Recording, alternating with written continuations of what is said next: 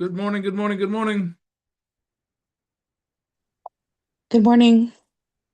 Good morning. I love being the only one on camera.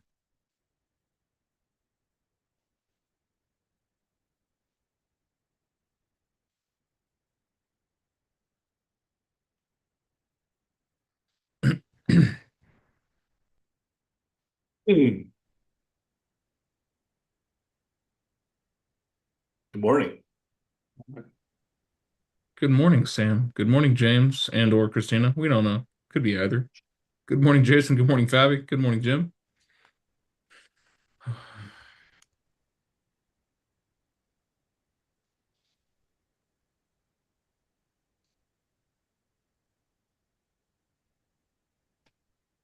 I didn't realize until I was looking at the screen.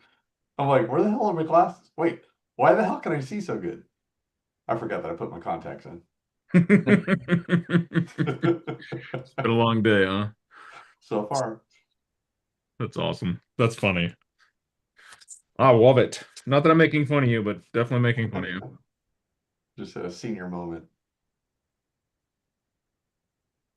Good morning, Caitlin. Good morning, Raluca. All right. Let's jump into our day. It's 8:02. Time for you. What are your wins or celebrations? Something you're just dang proud of. I posted a video yesterday with a call to action, and I had 3 people message me with the call to action. Heck yeah. What was the call to action? Comment new build, and I'll walk you through the process. But I made a video that said, my client is buying a house with 0% down and a monthly payment under 2,100. Ask me how. And then I made the caption about using a USDA loan paired with a new builder, and to message me to see how it would look. And I had 3 people message me. Nice. That's awesome. Yeah. I know I need to do one with the new build that I help my clients with. I've just been not as good at keeping up with that as you guys are. I got a new listing, listing appointment yesterday. Got it signed at the table. Nice. Heck Love yeah. that. Yeah. 6.3 million. 30, Um, 36 and a half. 10 million by the water, 5%. Nice. No questions asked. I'm just kidding. I wish. Yeah, walk in, sign, walk out. No.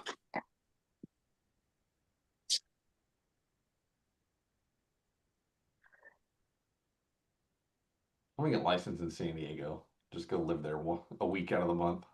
Yes. Just so you come can get down the here. listings by the water. Yeah, come down here. Aren't you licensed in San Diego by being licensed in California? Yeah. Yeah, that's fair. There you go. I just saved you a step. This is why I'm here, people, to make your lives easier by thinking rationally or just with shenanigans. Get associated in San Diego. I There- thought about getting licensed to California. I know a lot of people out there. Are you going to drive to California and service them? Yeah, I go to California quite often. There you go. That's all you got to. Actually, If you're going to be there, be there. If not, don't.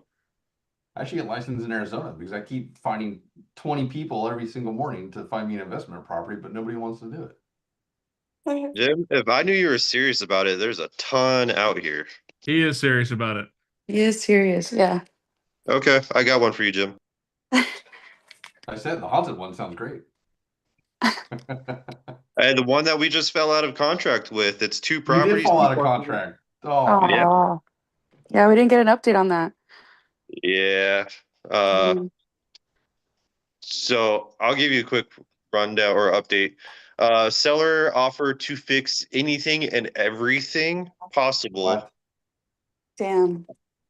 Like everything. There was no question. They said put it on the Benzer and I'll get refixed or it'll get repaired. Put it on the Benzer, went to my buyer. My buyer's like, no, there's somebody living in it because the door's kicked in. There's squatters in there. There's no sign of squatters, and the door is damaged, but not like kicked in. There was no saving it. Their mind was set, so we ended up canceling it. Because of the squatters? There is no squatters. Well, the So thought everything of, else, yeah. right? No, they It doesn't yeah, sound like it was in there. They talked themselves out of it at the very beginning. yeah, essentially, like I'm looking through the report and I'm writing up the Binzer. I was like, I could do all of this in a day. I could fix all of this in a day by myself. Eric, I had some clients that they were purchasing a house, very different scenario, and the price point was much different. However, the house had mold damage and they felt so insecure about it. We fell out of contract, and then the sellers ended up doing a mold inspection, whatever. But then once we saw a few other houses, they just kept comparing it to that original property. And we actually went back and we put in an offer again, and they bought the house and they live there and they love it. So maybe it's something where it's not right now and you guys look at a few more, but you can always revisit that property. Well, I don't think this client of mine wants to buy anymore. I think they got money, right? And they want to spend it. Sounds like they went and spent it all. Yeah, stupid. Yeah. Well, can't help people that don't want to help themselves. Exactly. I had an old sales director. He's Brad Zakoff, missed him to death, passed away a couple years ago. Great man. He used to always say, "Can't teach stupid smart." Yeah. Some people just don't. Can't teach stupid smart. There's a saying, you guys probably heard this or some iteration of it, but perception is reality. And I think in situations like this, it's really, really important to kind of, we talked about this many times, asking the right questions, kind of understanding their perspective, but trying to understand their perception. Like, hey, how do you think this deal is going? What do you think of this house? Honest feedback. I think that stuff's super important because there's little things like that I've seen blow deals up. Like school ratings and how well sidewalks are taken care of, and just stuff that us as professionals, we see this, we're like, hey, you know what? This checks 8 of the 10 boxes. This is a good deal. But those 2 boxes might be like the big thing for them, right? And so being able to understand their perception of what's realistic and what they want can help, offset quite a bit of headache. But that's something I've had to learn the hard way through trial and error many times until, finally clicked and I was like, shit, maybe I should be asking better questions because, yeah, it can be surprising.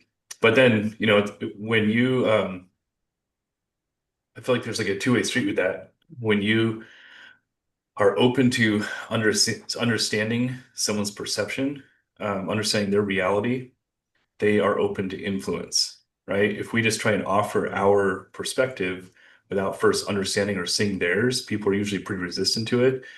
But once you feel seen and heard, you're a lot more open to seeing something in a different perspective or different light.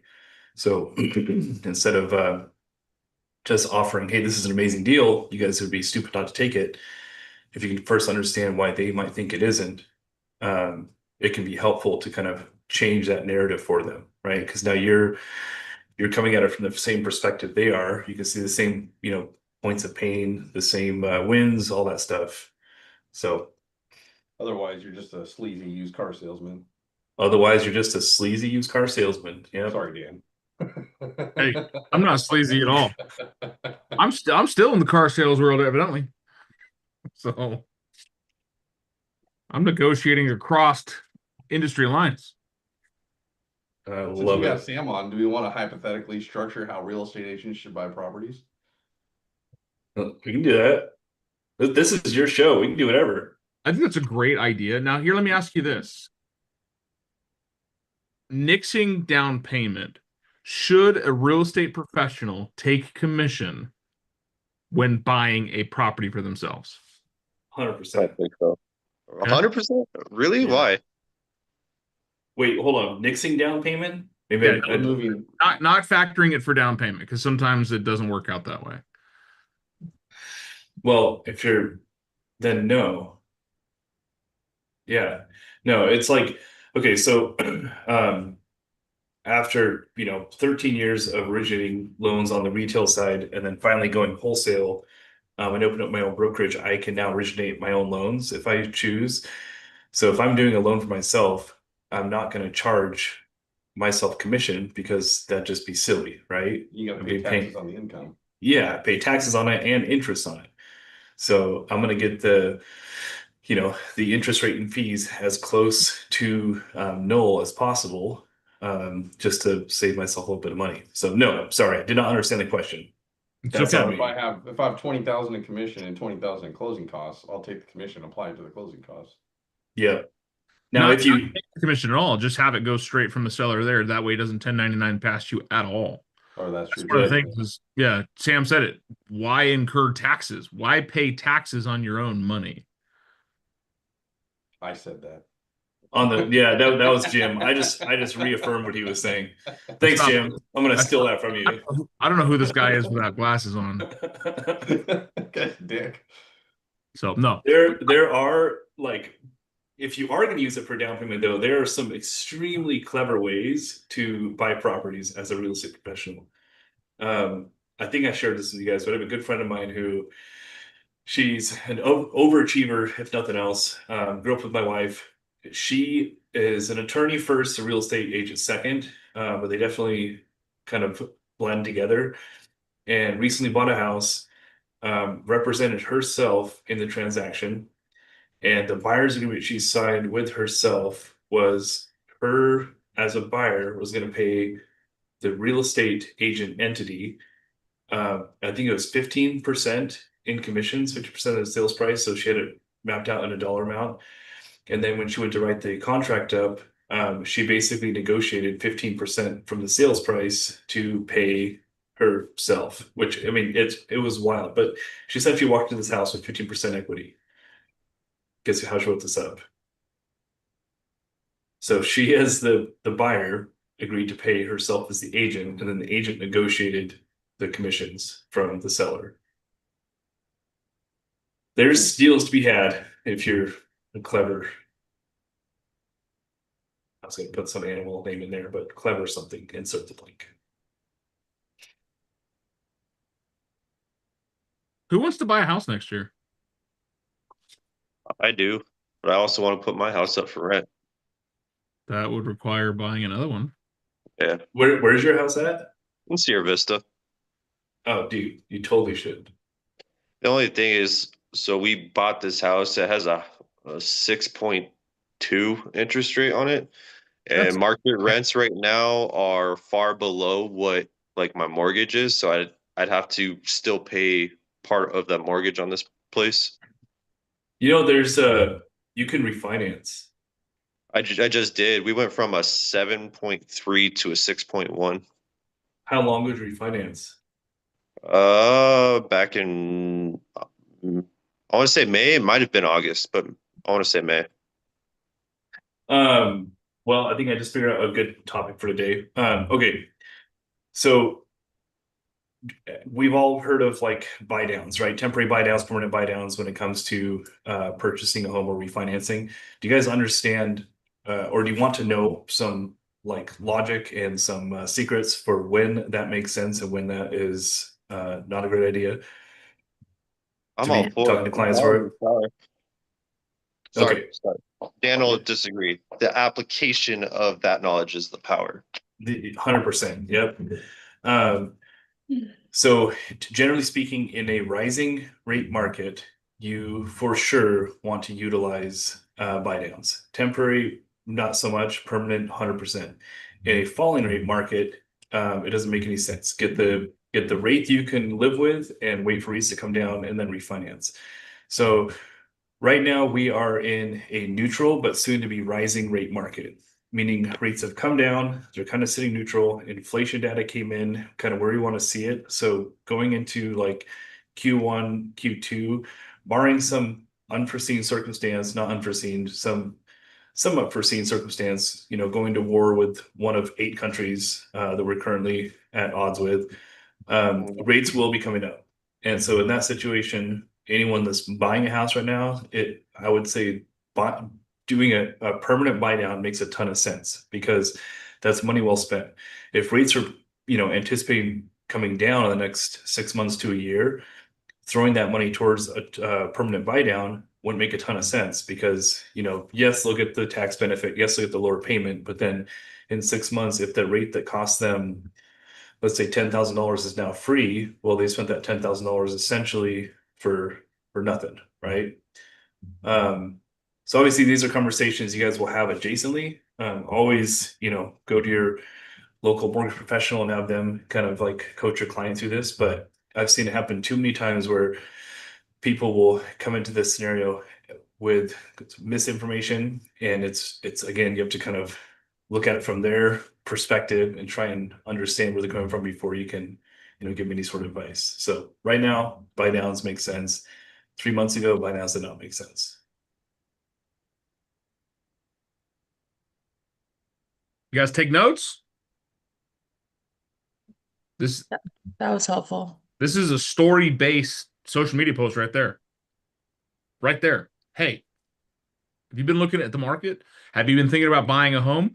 Let me give you some tactical insights that we just got from our lending team.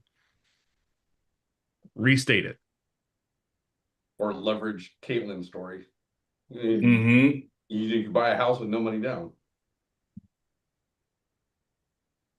Literally, it was cheaper for him to buy a house than it was for him to move into a new rental. That's my next post. Hey, That's incredible.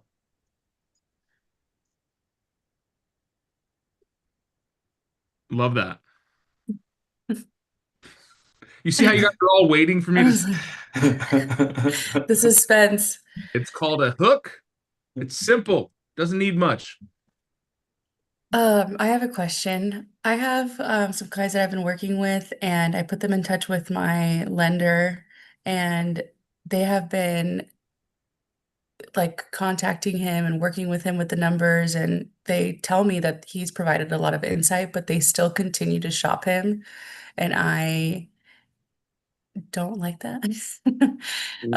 And they want to put me in touch with somebody from Chase, somebody from like a credit union, somebody from I don't even know where. And I'm trying to be respectful because that's ultimately I want to hear them out, and they continue to tell me we're going to go with somebody that's going to give me the best rate. They're going to go with somebody that's going to give me the best rate. But I know that my lender is like really good with strategy, and he is not only like, I look at him like, yeah, he'll help you buy this home, but when it comes to like the next purchase and just like being able to refinance and like being that financial advisor, like he's really good with that, and his customer service is really good. And I want them to like see that and not just shop him around and almost like waste his time, because I don't want them to do that to my people. What do you guys like suggest? Like how do you kind of have that conversation with them? I feel like I did that yesterday when I saw them. But again, they just kind of we're gonna go with somebody that's gonna give me the best rate. They were talking with somebody with Chase, and they're saying we're trying to get a hold of them on Saturday and we couldn't. Like, yeah, because they don't work on Saturday. Sam does. Not only a lot of people pay attention to the rates, but there's a lot of fees too. Yeah, Yeah. Fees are- yeah. Well- So that's why I'm like, I don't know. Tell me. I think a good analogy is if you think about why people stop dating and kind of either get engaged or get married, or date someone a little more seriously. We all have our checklist of things that we look for in a partner, right? And in a lot of cases, those are like super important. When we find the right person, more often than not, you'll find yourself compromising on a couple things you thought were super important because the rest of the stuff makes sense, right? The reason, stay with me here, the reason I bring that up is I think that it's super, super important to understand that, like, at the end of the day, we're humans, we're looking for connection, and in that sort of situation, we're looking for security, and we want to work with someone we like, know, and trust. And there's nothing against your lender, they're probably amazing, but sometimes there's just a vibe thing, right? So I think that I've seen it happen more often than not where, yeah, people will endlessly shop until they find someone. The thing is, like, trying to find the lowest rate rates are moving on a daily basis. So it's like hitting a moving target. You know, it's almost Mhm. impossible. And they'll get themselves in this like analysis paralysis loop. So what I would say from your position, how you can help is maybe dig into that a little bit deeper with them and try and understand it from their perspective. Hey, why is that important to you? You know, try and find their motivating factors behind it, the fear behind it. And I think that if you can really understand why they feel the need to shop interest rates, um, it's probably gonna be one of two things. One, they are afraid they can't afford it because houses are expensive as shit right now. Yeah. Or two, they know someone that got burnt, right? And so understanding it from their perspective, in a really intimate way, and then them knowing you understand it will also allow them to be open to your sort of guidance and insight, if that makes sense. Yeah. They were looking at the top of their price point. They're looking at around like 1.3. So at Personally, 1.3, it was why you hating? everybody shops at the price points. They're like, I can qualify for 1.3. Yeah, they let's were go look looking at at the top of their 1.5. budget. So they We'll just were, negotiate down. yeah. Okay. Yeah. But really, I would really dig into that with them, you know, find Mhm. out why. Just trying to be a solid, like, partner with my lender and kind of like act as a team. So however I can, kind of help bridge that gap as like as far as, not being like not saying that you can't go with anyone, but also just being like that solid team and being like, hey, this is what a service that we can both provide and kind of like helping him out on that. But if, just wanting to get your guys' perspective. The fact that you're bringing up on this call, if it were me in that position, if I was your lender, I'd be super stoked to working with you. I already feel like you are doing an amazing job, supporting and edifying their business. So don't worry about that. I mean, you know, if they have any salt about them, they'll see the effort you're putting into this. You know, I understand completely. I'm not going to win every deal, but the fact that you're out here trying and trying to come up with ways to be a better partner, that's pretty good on itself. So Thanks. don't beat yourself up. Yeah, kind of was. Kind of am. No. Yeah, okay. People Yeah. pleaser over here. Can I say?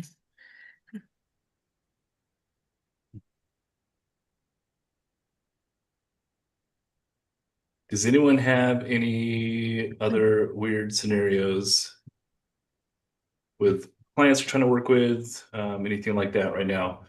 You want to pick my brain on? So I have something. I have a client that I helped them buy their house last year in July. So they have barely owned it for over a year. They were relocation, so they moved out here for a job. Well, they hate the job. They want to move. And they want to move up to Phoenix. So they want to either one, list their house for rent or sell it. However, it's right over, it's in Saguaro Bloom.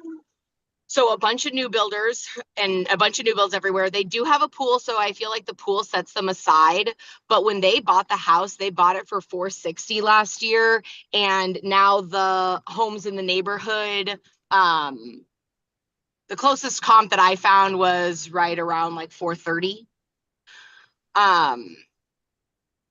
So what does everyone suggest? You know, because when he said that he would like to list it for rent, he would like to make around 4,000. For the rent in that area is not 4,000. So I just want to be able to like guide them in the best way that I can. I know that they have more friends in Phoenix. His wife is currently working in Phoenix and she's commuting. So I know that long term it would make more sense for them to get out of Tucson and be in Phoenix. But I just want to help them in the best way that I can. So, you know, they're not underwater as much as, or as little as they need to be. I mean, my advice is be honest and share with them the Okay. facts. Share with them Okay. what it is. Tell them what you can't, you can't make something happen that's not gonna happen. If not the gonna house is worth 430, the house is worth 430, regardless of what they purchased it for. But what you can do is go back to their why. You know, why is this important? Why do you need to sell? Why do you? And then if that why supersedes the loss in value, it might make sense. If it doesn't supersede it, no matter what you tell them or share with them or whatever, they're not going to be comfortable losing money. Yeah. So now in that scenario, say we do list it for 430, that 30 and say they owe still like 30,000 on the house. Do they have to pay that just out of pocket? Yeah. Okay. Okay. All right. This is another scenario that's a little more far-fetched, but you mentioned him wanting to make $4,000 a month off of it. Yeah. On that same 1 second, Sam, on that same note, if they're going to lose that 30,000, is there a loan product that they could roll that into the next purchase? Yeah. Yeah. I mean, so yes and no. There are like bridge and piggyback seconds, but like that's my parents did when they bought their most recent house 20 years ago. But they're not, it's not a good loan product. Right. It's kind of like trading in a car with negative equity and getting Right. another car. It creates this endless cycle. But yes, there are options if you want to do dumb things with your money, for sure. So that wouldn't be something you would suggest. No. Okay. Yeah. No, just because there's a loan product to do it does not mean it's a good thing to do. Okay. But no, what my suggestion or idea is, it's a Rambler, I'm assuming, yeah? It's a what? A Rambler, like single level. Yes. So I mean, there's a huge untapped market for this, especially in I mean, Arizona specifically, because it's kind of like the snowbird state for, a lot of people for where I live and in the Midwest and, all over. But the retirement community is, I think, going to keep growing down there in the next couple of years. And we're at this point when a lot of like baby boomers are getting to that age where they have to downsize and kind of move into care facilities. But being a sponsor for a care facility there's a huge opportunity. You have to have a Rambler, right? I mean, you don't have to, but it makes the most sense. There's a lot of people that are licensed, RNs that are getting shitty income at a hospital or a clinic that would prefer to do this instead. And that business model it seems complex. It is not super hard to accomplish. In fact, there's companies out there that kind of give you the in the box sort of infrastructure to be able to build this business if you have the real estate for it. They help you, kind of staff and hire the caretaker, help with leads for, the tenants or patients, if you will. But on average, I think at the end of 2024, I haven't done a ton of research into it this year, but the national average is like $8,000 a bed, is the average rent you're able to produce from that. Gross, right? So, with your fees and salaries and everything, he's probably going to net right around, $4,000 after his expenses. But that's something that I don't think we look into enough as professionals, is the adjacent real estate related businesses that are possible. So if that isn't something that you've looked into or he's looked into, if he wants to retain the property, look into adjacent businesses that would still, be able to use his house as like the main piece there, but not necessarily rent it, as a single family long-term tenant sort of situation. I see. They do have a pool, so I don't know if that would affect Water aerobics, man. Those old people out there with their floaties. You know what? Period. Okay, yeah. All right, thanks. I'm gonna mention that to them. So, That was so Gen Z coded. Period. Period. So he would be staffing them. Is that correct? So he would find the tenants, but also he would staff the caretakers. Let me let me find there's a company a friend of mine actually used to. He's got 3 of these now, and I've been looking into them a little bit more because, gosh darn it, they make a ton of sense. They're super relevant right now. Let me find the name of the company. There's a company that you can hire that does all of the legwork for you. Granted, they take a cut of your Okay. overall profits, but they'll help get the licensing, the insurance, the staffing, kind of all that stuff set up for you. They take a portion of it, and you are essentially the owner, right? So you in the business, but you aren't doing really any of the day-to-day work. You hire someone there to live there full time, to be a caretaker and all that stuff. There's a couple things you got to do to make it like ADA compliant. The cool thing about Ramblers is there's not, I mean, you're putting a ramp up maybe. Whereas up here, you know, we love our 2- and 3-story houses. And so there's a lot more. Here, look what Jim just posted in here. Actually, let me look at this. I haven't browsed it yet. It's how to turn your home into an assisted living facility. Yeah, okay, perfect. This looks So like it a looks like great it's read. California based, so I'll try Yeah. to do that.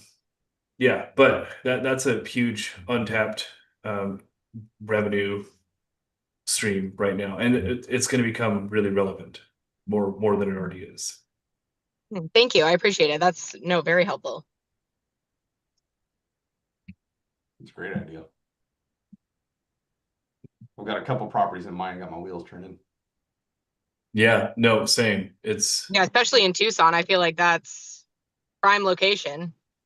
well, it's already like the snowbird state. It's like Arizona and Florida are the 2, you know, I think, don't fact check me on this, but I think those are the 2 highest like retirement states in the nation. No one's moving to like Michigan to retire, right? Nothing against Michigan, if anyone's from Michigan. Nope. Except for it's cold. It's cold and yeah, it's anyway. Does anyone have anything else? Any other fun? I'm gonna send you scenarios? the property that I fell out of contract, and then you could tell me whether you like it or not. I'll send you the Alright. inspection report and everything with it. Okay, let's do it. CC me in that too. I had planned on it. Next Friday, what is next Friday? Next Friday, Day after Christmas, day after Christmas. You guys be around? I'll be around. You guys want to do a walkthrough of the flip? We're making some cool progress now. It's not just like pulling dead rats out of the walls. Go to your mom and dad, get your field trip permission slip signed. Next week, we're going on a trip with our favorite rocket ship. Let's do it. Where's that? I'm gonna give you guys an extra second to click Across on the street from my house. So, That's nice. right. Finance Friday is going to be Flip Friday next week. I know it's after, Yes. but the room will be available to you. Let's go check out what Sam's done. What does our Any other schedule look thoughts? like next week? Our Christmas schedule Eve? next week is Monday, Tuesday, maybe Wednesday. If you guys want to do Christmas Eve,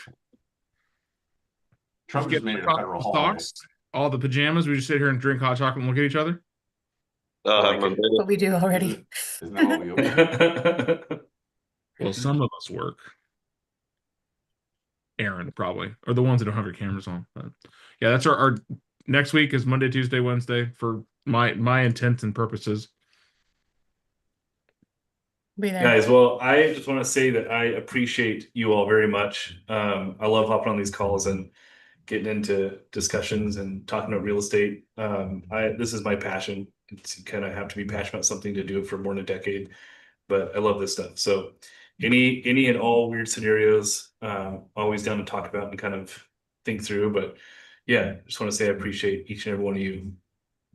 Thank Thank you. you, Sam, for being a part of our Same. tribe, blessing us with good knowledge every week. Guys, if you don't have Sam's cell phone number, I don't know what's wrong with you. We've shared it now no less than 40 times.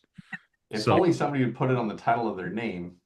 Or You, they gosh, you know what? Yeah, don't do it now, Sam. I'm kicking everyone out. yeah, we'll do it next weekend. So, all right. Any other thoughts, questions, comments, concerns before I kick you guys out of here? Good. Nope. Go have a great weekend. Go sell a house. Go do awesome things. Come back Monday ready with 3 wins.